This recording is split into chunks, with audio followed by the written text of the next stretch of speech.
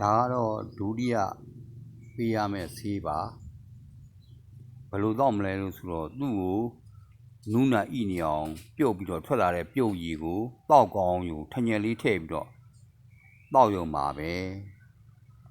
သူ့ကိုဘာဖြစ်လို့ပေးရသလဲလို့ဆိုတော့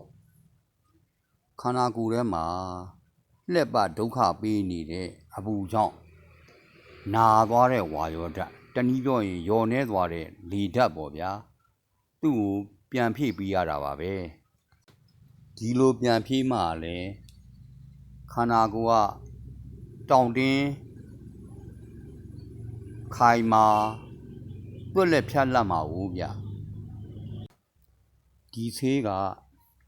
ထိခိုက်ရှာနာဖြစ်တာတွေသွေးစုနာတို့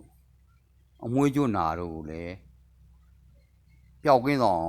တောက်လို့ရပါတယ်မကြီးသီးမဲ့တောက်เสียမလိုပါဘူးတခါတည်းတန်းတောက်ရုံပါပဲဝါရောဆေးကို